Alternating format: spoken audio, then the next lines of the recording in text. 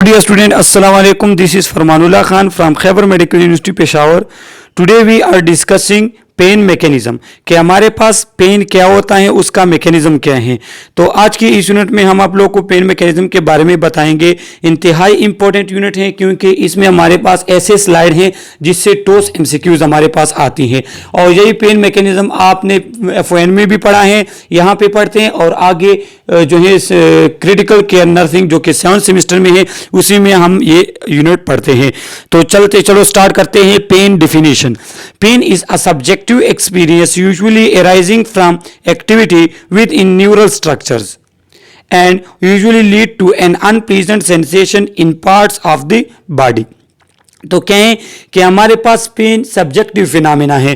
Pen subjective phenomena या subjective experience वो experience होता है जिस पर्सन को पेन होगा सिर्फ उसे पता होगा कि उसे पेन है, किस टाइप का पेन है, कितना पेन है। आप नहीं महसूस करते किसी और की तकलीफ को, किसी और के दर्द को, सही है। तो वो उसको पता होता है। तो जब हम पेन मेजर करते हैं, डायग्नोस करते हैं, तो हम पर्सन से पूछते हैं कि आपको कहाँ पे पेन हो रहा है और किस टाइप का पेन है। तो उसके लिहाज से जो है हमने वो 0 to 10 जो पेन स्केल हमारे पास है उस पे हम चेक करते हैं कि इसको किस टाइप का पेन है और कितना पेन है। तो इसलिए हमारे पास पेन जो है वो एक सब्जेक्टिव फिनोमेना है और ये न्यूरल स्ट्रक्चर, न्यूरॉन वगैरह स्ट्रक्चर से ये एराइज होता है, वो इसको सेंस आउट करते हैं। और हमारे पास बॉडी के डिफरेंट पार्ट में हमारे पास सेंसरी ऑर्गन है, सेंसरी न्यूरॉन है जो इसको सेंस आउट करते हैं और फिर आपको अलार्म करते हैं कि आपके इस जगह पे पेन हो रहा है, तो ये इस जगह में कोई प्रॉब्लम है। अच्छा, पेन इंतहाई इंपॉर्टेंट है, ये आपके डिफेंस मैकेनिज्म में आता है। क्यों? क्योंकि जब आपके बॉडी में कहीं पे कोई कट लगता है, कोई चोट लगती है, तो वो जगह पेन करती है, तो आपको पता चल जाता है कि उस जगह में प्रॉब्लम है। अगर पेन की सेंसेशन नहीं होती और आपकी बॉडी में किसी जगह पे कट लगता तो आपको पता ना चलता कि मुझे कहाँ पे तकलीफ हो रही है। और जब आपको पता ना चलता और आप उसको देखते या नजर आता तब तक आपको एक ह्यूज जो है डैमेज हो चुका हुआ होगा। लेकिन अल्लाह ताला ने इंसान में ये कुदरत रखी है कि वो छोटी भी चीज जब आपको चुभ जाए तो आपको पेन हो जाती है, जिससे आपको ये भी पता चल जाता है कि वो पत्थर था, वो कोई नीडल थी, वो कोई शीशे वगैरह का टुकड़ा था, तो वो सब। तो ये हमारे पास पेन मैकेनिज्म जो है ये बॉडी के लिए फायदेमंद है। It may arise in response to damage to body tissue, change in function of the brain nerve tissue itself या और बायोकेमिकल चेंजेस। सही है। तो क्या कहते हैं कि ये कब एराइज होता है? या कोई आपके बॉडी टिश्यू को डैमेज हो जाए या आपका जो है न्यूरल फंक्शन में कोई प्रॉब्लम हो जाए, मींस अगर किसी के ब्रेन में कोई चेंजेस वगैरह आ जाए, उसके न्यूरॉनल प्रॉब्लम वगैरह आ जाए, तब भी विदाउट एनी रीजन आपको पेन जो है होता है बॉडी के डिफरेंट पार्ट में।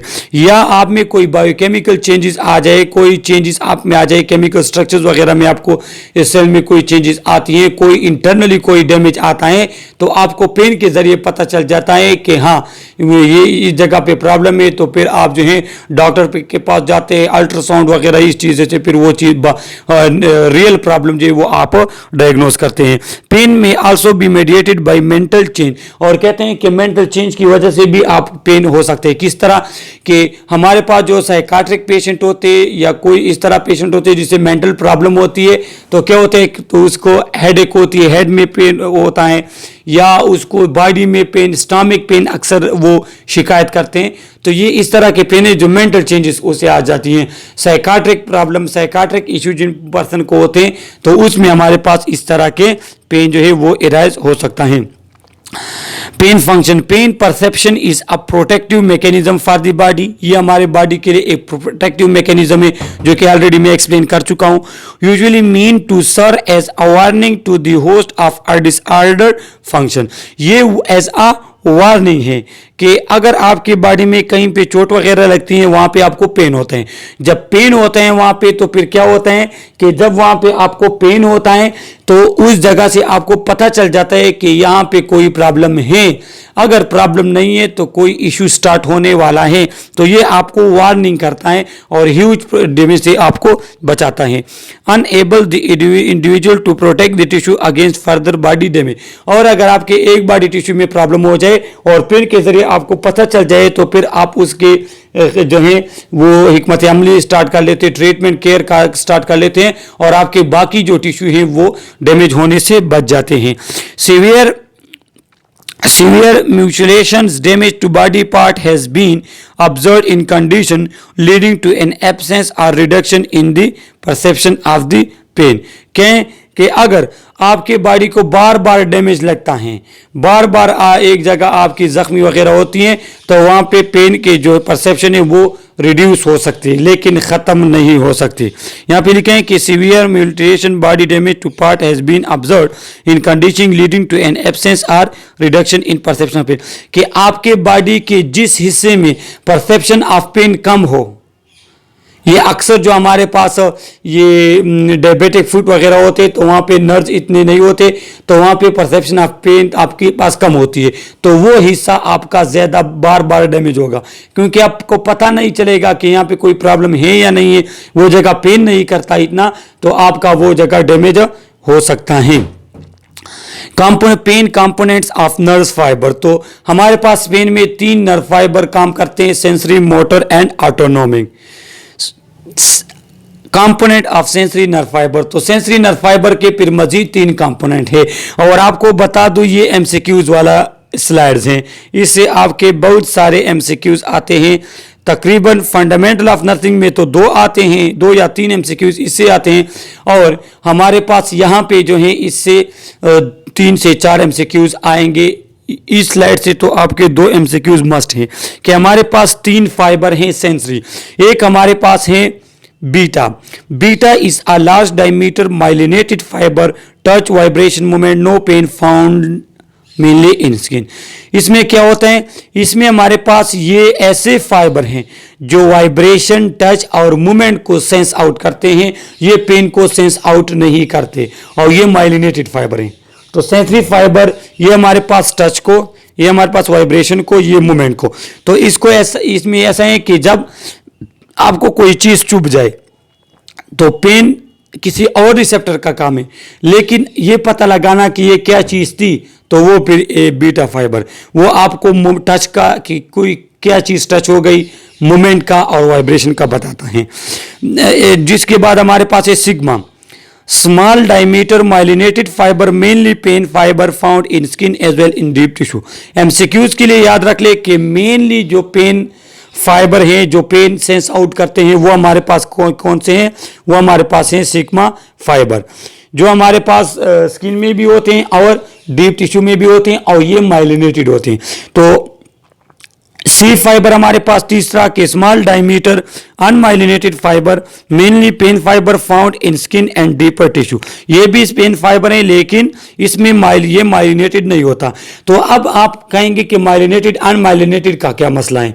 इसमें ऐसा होता है कि जो माइलिनेटेड होते हैं उसमें रिस्पांस फास्ट होता है, तेज होता है। उसका रीज़न ये है कि माइलिनेटेड जो है वो एज इंसुलेटर काम करता है। माइलिन शीट वो मैसेज को बाहर ख़राब होने, लीक नहीं होने देता, तो वो मैसेज तेज़ी के साथ जाता है। तो जो हमारे पास सिग्मा फाइबर है पेन के, उसमें मैसेज इंतहाई तेज़ी के साथ जाएगा। और सी फाइबर ये भी पेन के हैं लेकिन इसमें जो मैसेज है वो इतना फास्टली मूव नहीं करता। ये यहाँ पे आप लोगों को दिखाए गए हैं कि ये हमारे पास जो है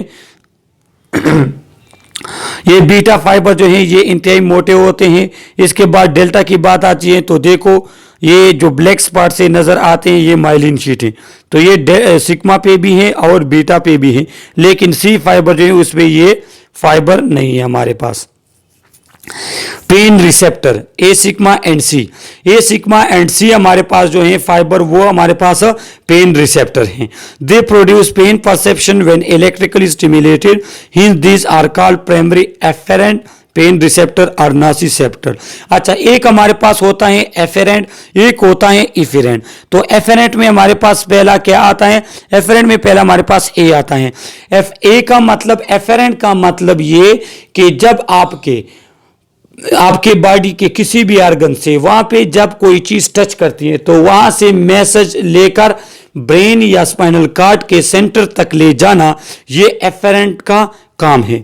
तो एफरेंट जो भी पेन रिसेप्टर होगा, एफरेंट जो भी आर्टरी वगैरह होगी, उसका काम बॉडी के सेंटर तक मैसेज लेकर जाना होगा और फिर वहां सेंटर से जब एक्शन आता है तो वो इफेरेंट ई से जो आता है उसके रिसेप्टर के थ्रू आता है। अच्छा, नॉसिसेप्टर जो हमारे पास है ये पेन रिसेप्टर होते हैं। तो ए सिग्मा और सी फाइबर जो हमारे पास हैं तो इसमें इलेक्ट्रिकल इंपल्स जाता है पेन के लिए। अच्छा, जब जो भी कोई चीज़ हमारे बॉडी को टच करती है वहाँ पे सेंसरी नर्व जो है वो इलेक्ट्रिकल इंपल्स में वो मैसेज लेकर जाते हैं ब्रेन तक और स्पाइनल कार्ड तक। तो वो एफरेंट पेन रिसेप्टर के थ्रू वो मैसेज जाते हैं ब्रेन या स्पाइनल कार्ड तक, सही है। और फिर वहाँ पे उस पे काम होता है और फिर एक्शन वापस आता है। Pain perception is completely abolished when these nociceptor are absent और डिस्ट्रॉयड। अगर यही पेन रिसेप्टर नॉसिसेप्टर या एफरेंट जो पेन रिसेप्टर हैं अगर किसी भी वजह से या कोई इंजरी आपको हो जाती है या कोई बर्न वगैरह हो जाते हैं और उसकी वजह से अगर ये पेन रिसेप्टर आपके ख़त्म हो जाते हैं तो पेन परसेप्शन उस जगह पे आपको नहीं होती, उस जगह पे आपको जो है पेन फील नहीं होगा। ये अक्सर जो हमारे पास कभी किसी पर्सन को जो है डैमेज हो जाते किसी का कोई आर्गन, सही है, या वहाँ पे नर्व सप्लाई वगैरह कट जाती हैं तो वहाँ पे आपको पेन परसेप्शन वगैरह नहीं होती। डिस्ट्रीब्यूशन ऑफ पेन रिसेप्टर हमारे बॉडी में डिस्ट्रीब्यूशन कहाँ पे है? Wide spread distribution in skin, periosteum, arterial wall, joint surface and meninges. तो ये हमारे पास डिफरेंट पोर्शन है जहाँ पे पेन रिसेप्टर हमारे पास पाए जाते हैं। स्किन में पाए जाते हैं ये तो हमें पता है, पेरियास्टियम जो बोन के ऊपर जो मेम्ब्रेन है उसमें भी पाए जाते हैं, आर्टीरियल वॉल में भी पाया जाता है क्योंकि कभी हमारे पास जब आर्टीरियल वॉल ब्लॉक होता है तो हमें पेन की परसेप्शन होती है। इसके बाद जॉइंट सरफेस में भी पाया जाता है और मेनिंजेस जो कि ब्रेन के मेम्ब्रेन है, प्रोटेक्टिव मेम्ब्रेन, उसमें भी पेन रिसेप्टर पाए जाते हैं। लेस वाइड स्प्रेड डिस्ट्रीब्यूशन इन डीपर टिश्यू, जो डीपर टिश्यू होते हैं उसमें इसकी स्प्रेड जो है वो कम होती है, वहाँ पे ये कम डिस्ट्रीब्यूशन होती है। और यही वजह है कि जो इंटरनल आर्गन डीपर टिश्यू हमारे पास होते हैं वो जब उसमें जब पेन आता है तो तब जो है डैमेज हो चुका हुआ होता है। तो इसलिए इसका रीज़न ये है कि पेन रिसेप्टर जो हमारे पास इंटरनल डीपर टिश्यू में कम होते हैं, सुपरफिशियल ज़्यादा होते हैं। अब यहाँ पे लिखा है कि stimuli that can excite pain receptor, कि वो स्टिमुलाई जो हमारे पास पेन रिसेप्टर को स्टिमुलेट करे, जो हम में पेन परसेप्शन, पेन के जो हमारे पास फीलिंग जो है वो एराइज करे। तो वो कौन से हैं? मैकेनिकल कौन से होते हैं कि कोई भी प्रेशर आपके बॉडी पे पड़ता है या कोई जो है सख्त चीज़ आपके बॉडी पे लगती है, पत्थर वगैरह हो गया, आप कहीं पे गिर गए तो वो मैकेनिकल, उससे भी थर्मल, आपकी कोई जगह जल गई है हीट की वजह से या कोई और हार्ड चीज़ आपके बॉडी पे लगती हैं। और इसके बाद हमारे पास है केमिकल तो कोई केमिकल एसिड वगैरह आपके बॉडी पे अगर पड़ता है तो उससे भी आपको पेन होते हैं। तो ये हमारे पास पेन स्टिमुलाई जो कि हमारे पास पेन रिसेप्टर को एक्टिवेट या एक्साइट करते हैं। Body substance that can excite nociceptor, तो हमारे पास वो केमिकल जो कि नॉसिसेप्टर को एक्टिवेट कर सकते हैं, histamine, serotonin, bradykinin, potassium ion, acetylcholine. और यही वजह है कि मैंने आपको कहा था कि हमारे बॉडी में खुद अपने चेंजेस या मेंटल चेंजेस वगैरह की वजह से भी हमारे पास जो है पेन परसेप्शन होती है। Pain nociceptor are non adapting, repeated pain stimuli does not reduce pain perception. देखो हमारे बॉडी में जितने भी सेंस आर्गन हैं, अगर हम स्मेल की बात करें, जो नोज में होते हैं स्मेल की बात, तो उसमें क्या होता है? उसमें ये होता है कि एक शख्स अगर कई मिसाला कहीं बनता है या कई केमिकल्स वगैरह के फैक्ट्री में कहीं पे एक काम करता है जहाँ पे एक पर्जिंग स्मेल होती हैं, जो बहुत बुरी स्मेल होती हैं, लेकिन वो शख्स अगर वहाँ पे 1-2 महीना काम कर ले तो वो पर्सन उस स्मेल के साथ आदी हो जाते हैं। कोई न्यू बंदा वहाँ पे जाता है तो उसे इंतहाई बुरा फील होता है, अनईजीनेस फील होते हैं, लेकिन उस पर्सन को तो कुछ भी फर्क नहीं होता। वो रीज़न ये होता है कि उसके जो स्मेल के रिसेप्टर हैं वो वहाँ पे वो हो गए, उसके साथ हैबिचुअल हो गए, उसके साथ एडाप्ट हो गए। लेकिन पेन के रिसेप्टर जो हैं वो एडाप्टिंग नहीं होते। अगर आपको अभी एक नीडल वगैरह इंटर होते हैं और आपको पेन होती हैं, तो यही नीडल अगर 10 साल के बाद भी आपको इंटर हो, आपके बॉडी में वो कोई इंजेक्ट करे, तब भी आपको पेन होगी, क्योंकि पेन रिसेप्टर जो है वो एडाप्टिंग नहीं होते। पेन रिसेप्टर जो है वो आप पेन के साथ एडाप्ट नहीं हो सकते। जब भी आपको पेन होगा आपको फील होगा, जब किस टाइम तक, जब तक आपके नर्व नॉर्मल और सलामत रहे। सम टाइम पेन परसेप्शन में actually increase, this is useful to prevent body damage. कभी कभार पेन परसेप्शन बढ़ जाती है। किस तरह? अगर कोई पर्सन किसी चीज़ से, किसी की एंजाइटी है, डरता है, या कभी कभार हमारे पास जो है कंडीशन ऐसी हो जाती है कि कहीं पे आप स्टिमुलस ज़्यादा हो जाते हैं, तो ये स्टिमुलस परसेप्शन जो ये इंक्रीज हो सकती है, लेकिन वो फिर आपके बॉडी के लिए फ़ायदेमंद है। Neuro anatomy and pain pathway, the pain pathway. अब यहाँ आपको ये पता चलेगा कि पेन किस तरह हमें फील होता है, किसका पाथवे क्या है। तो ये एमसीक्यूज के लिए आपने ये सीक्वेंस याद रखना है कि हमारे पास पेन रिसेप्टर, नॉसिसेप्टर, सेंसरी नर्व है, वहाँ पे आप लोगों को फील हो जाता है कि हाँ मुझे कोई मैकेनिकल वगैरह स्टिमुलाई आ गई है, मुझे पेन हो गए हैं, तो वो सेंसरी नर्व से ये डॉर्सल रूट की तरफ जाते हैं, फिर dorsal horn of spinal cord, cross over dissection, उसके बाद क्या है कि अपोजिट कॉन्ट्रालेटरल साइड पे चला जाता है, स्पाइनो थैलेमिक ट्रैक, उसके बाद ब्रेन स्टेम, थैलेमस से, और फिर सोमेटो सेंसरी कॉर्टेक्स की तरफ चला जाता है। यहाँ मैं आपको पिक्चर के जरिए दिखा दूँ, ये देखो, ये सेंसरी नर्व से यहाँ पे आ गया थैलेमस में, थैलेमस से फिर मिड ब्रेन के थ्रू ये क्रॉस होकर कहाँ पे आ जाते हैं, ये यहाँ पे आ जाते हैं स्पाइनल कॉर्ड में। स्पाइनल कॉर्ड में ये dorsal root, dorsal horn, nerve और फिर रिसेप्टर। सही है, तो ये इन चीज़ों से पास होके, सॉरी ये मैं उल्टा हो गया, यहाँ पे रिसेप्टर से यहाँ पे आके ये डॉर्सल हॉर्न की तरफ, डॉर्सल हॉर्न से फिर डॉर्सल रूट, और फिर यहाँ पे ये ब्रेन की तरफ जाते हैं, ये रेटिकुलोथैलेमिक, स्पाइनोथैलेमिक, मिड ब्रेन, तो यहाँ फिर ब्रेन में चला जाता है। फिर ब्रेन में जो हमारे पास पेन के जो सेंटर होता है, तो वहाँ इसके एक्शन हो जाते हैं कि ये कोई नुकसानदेह चीज़ है आप पाँव उठा लें, कोई नुकसानदेह चीज़ है आप हाथ पीछे खड़े, तो कोई भी एक्शन जो है फिर वो रिसेप्टर नर्व्स के थ्रू जो है वो एक्शन परफॉर्म होता है। तो फिर आप इसका पाथवे यहाँ से देख सकते हैं कि ये रिसेप्टर न्यूरॉन, ये डॉर्सल हॉर्न, ये यहाँ ऊपर चला जाता है और आपके पास ब्रेन में जो है पहुँच जाते हैं, और ये इसका हमारे पास पाथवे है। अब हमारे पास टाइप ऑफ पेन, तो we have two type of pain, fast pain and slow pain. ये दो रिसेप्टर के बिहाफ पे इसे डिवाइड किए गए हैं कि जो सिग्मा फाइबर होगा वो फास्ट पेन सेंस आउट करेगा, जो सी फाइबर होगा वो स्लो पेन, क्योंकि मैंने आपको बता दिया कि सिग्मा पे माइलिनेट शीट होते हैं, इसलिए वो फास्ट पेन जो है वो करता है, और सी पे कोई माइलिन शीट नहीं होता, लिहाजा उसका जो है मैसेज जो है वो स्लो होता है। तो ये आप एमसीक्यूज के लिए इन दोनों को याद रख लें। अब सिग्मा फाइबर फास्ट पेन क्यों होते हैं? क्योंकि it begin with 0.1 second of pain stimulus application. जब आपके कोई भी स्टिमुलस टच करते हैं तो उसके विद इन 0.1 सेकेंड आपको ये पेन होता है।